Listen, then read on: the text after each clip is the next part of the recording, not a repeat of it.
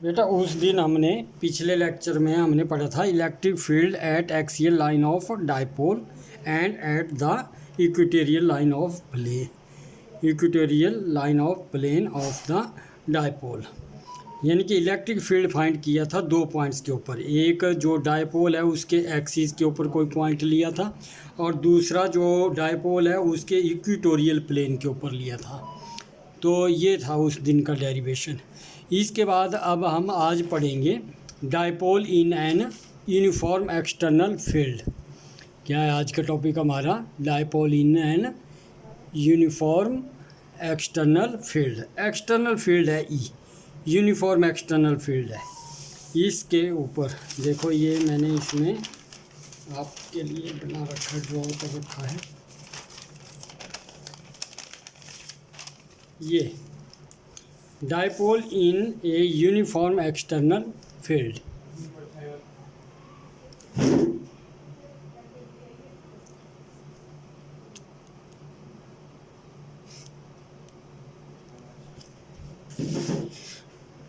ये external electric field है, ये इलेक्ट्रिक फील्ड लाइंस हैं।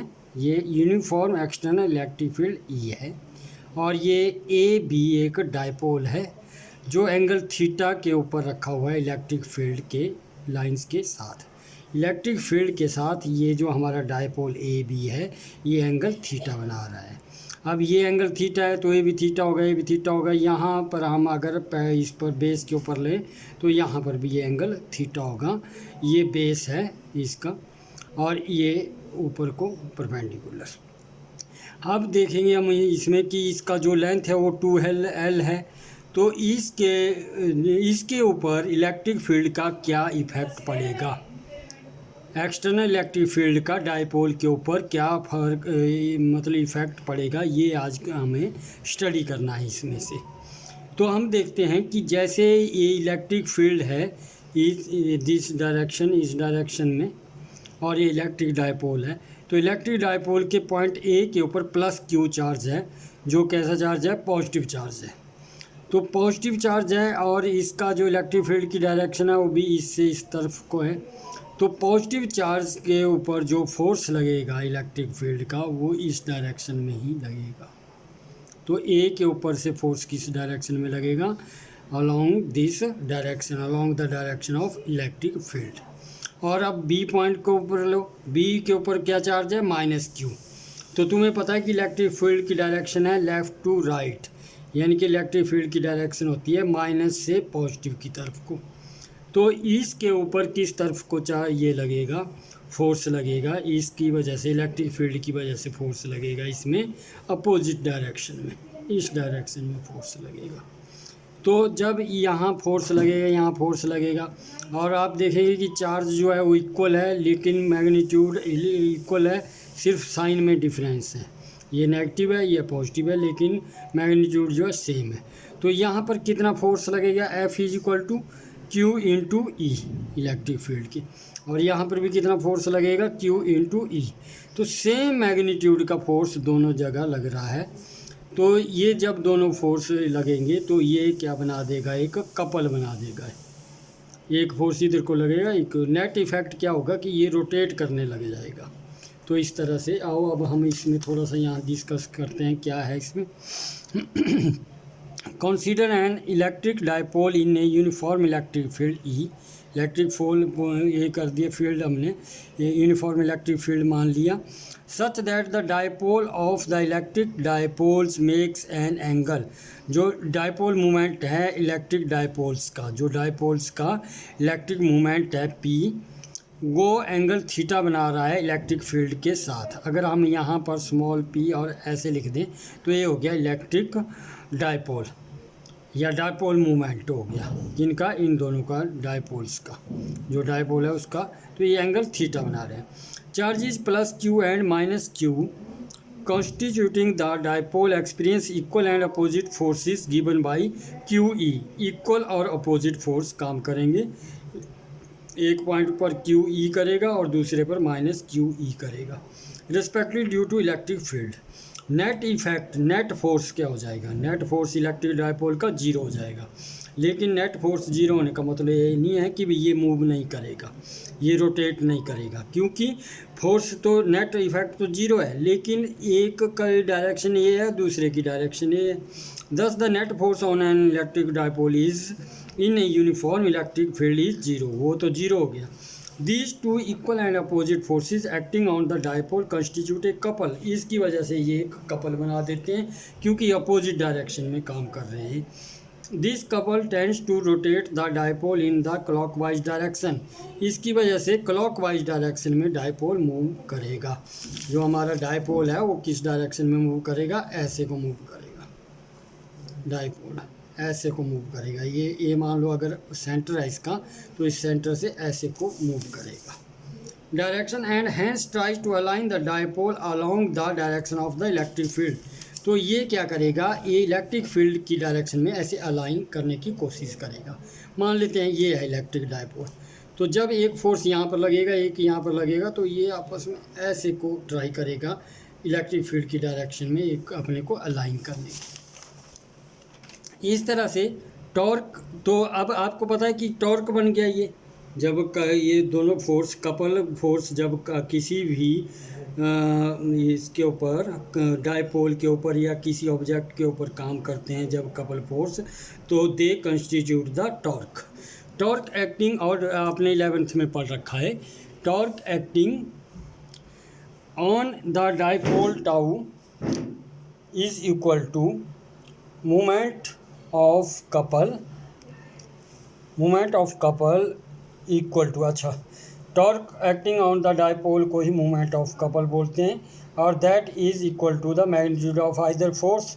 मैग्नीट्यूड ऑफ आइदर फोर्स हो गया QE, and perpendicular distance between the two charges या टू फोर्सेस। जो टू फोर्सेस है उनके ऊपर जो डिस्टेंस है, परपेंडिकुलर डिस्टेंस, उसके ऊपर डिपेंड करेगा। आओ आप फिगर से देखते हैं। टॉर्क क्या होगा, QE, चाहे इसको ले लो चाहे इसको ले लो, QE into perpendicular distance between these two forces. देखो एक फोर्स F1 फोर्स यहाँ है, F2 फोर्स यहाँ है, तो ये इस फोर्स को अगर ऐसे हम बढ़ाएं और इसको ऊपर से ड्रॉ करें, तो ये है लाइन, इस फोर्स की लाइन का है, ये है एक्टिंग लाइन ऑफ एक्शन, कौन सी है, ये है। तो C पॉइंट तक लाइन ऑफ एक्शन है इसकी, और ये फोर्स यहाँ से, इस फोर्स से हमने यहाँ का परपेंडिकुलर डायरेक्ट डिस्टेंस फाइंड करना है। चाहे यहाँ फाइंड कर लो, चाहे इसको यहाँ ये करके यहाँ फाइंड कर लो। मान लो ये AC हो जाता है। अब AC को हमने कैलकुलेट करना है कैलकुलस मेथड से। आपने 10th में पढ़ा है कि अगर ये एक राइट एंगल ट्राइंगल है और ये एंगल थीटा है, तो इस थीटा के सामने वाली साइड परपेंडिकुलर होती है। जो सामने वाली साइड होती है वो क्या होती है, परपेंडिकुलर। और ये क्या हो गया, बेस, और ये क्या हो गया, हाइपोटेनस। तो साइन थीटा क्या होता है, P/H perpendicular upon hypotenuse is equal to perpendicular AC और हाइपोटेनस AB। इसको नोट कर लेंगे।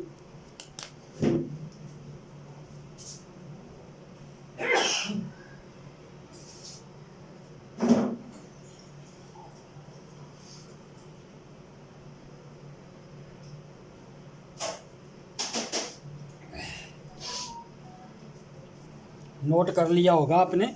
तो ये AC equal to AB sine theta, और AB कितना है हमारे पास, ये है AB 2L के बराबर।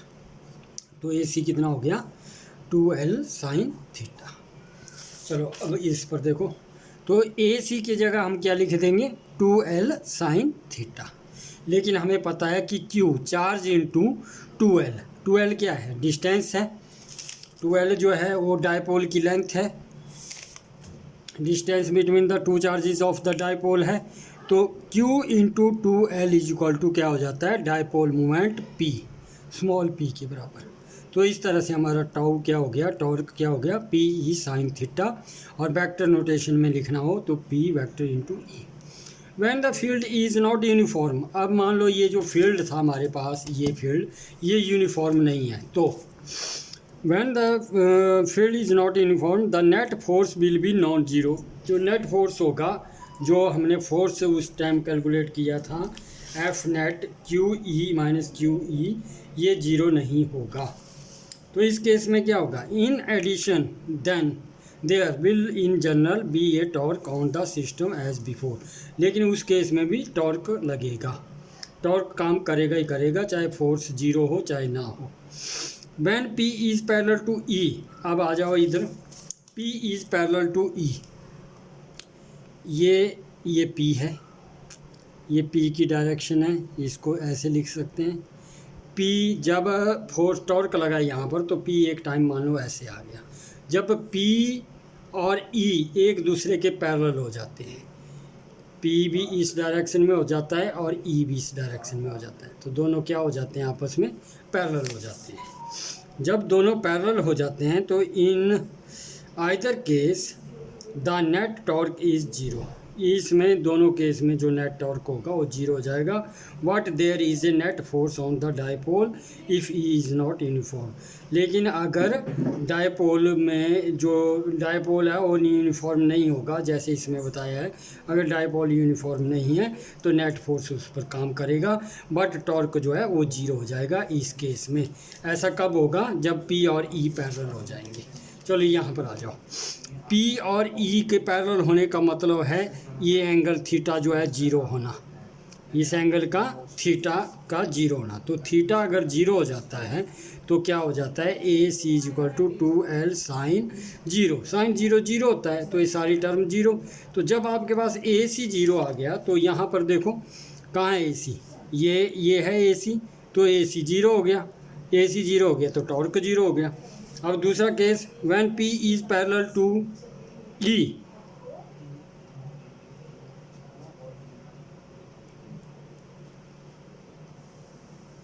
इसी का बता रहे हैं दोबारा। मान लो जब P जो है पैरेलल होगा E के, यहाँ भी पैरेलल ही बताया था। अच्छा, यहाँ दोनों केस इकट्ठे डिस्कस किए थे, पैरेलल हो चाहे एंटी पैरेलल हो, तो दोनों में ही जो ये होगा, when P is parallel to E और anti parallel to E, in either case the net torque is zero but there is a net।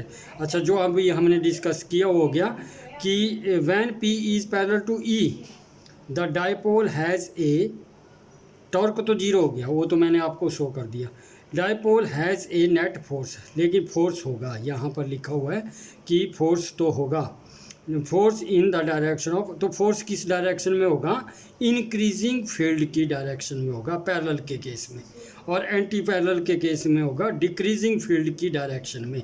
इस चीज़ को मैं अभी आपको समझाता हूँ कि जब डायपोल पैरेलल हो गया तो जो टॉर्क है वो तो जीरो हो गया, वो तो हमने डिस्कस कर लिया।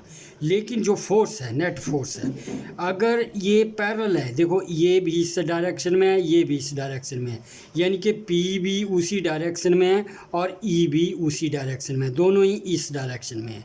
तो इस केस में जो हमारे पास फोर्स होगा वो क्या होगा, वो होगा इंक्रीजिंग इलेक्ट्रिक फील्ड की डायरेक्शन में।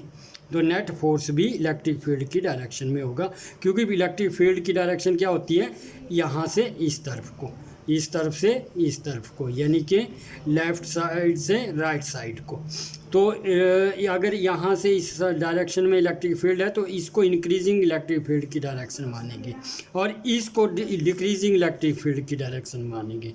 तो इस तरह से आप देखो कि जब पैरेलल है तो इंक्रीजिंग जो फोर्स है, नेट फोर्स है, वो इंक्रीजिंग इलेक्ट्रिक फील्ड की डायरेक्शन में है, और जब एंटी पैरेलल है, एंटी पैरेलल का मतलब क्या है कि जो इलेक्ट्रिक फील्ड है वो तो हमें पता है कि इसी डायरेक्शन में है इलेक्ट्रिक फील्ड, लेकिन ये है डायपोल है, ये ऐसे हो गया, ऐसे होने के बाद घूम गया इधर को, एंटी क्लॉकवाइज तो घूम ही रहा है, और एक टाइम आ गया कि भी ये जो A है इधर हो गया, B इधर हो गया।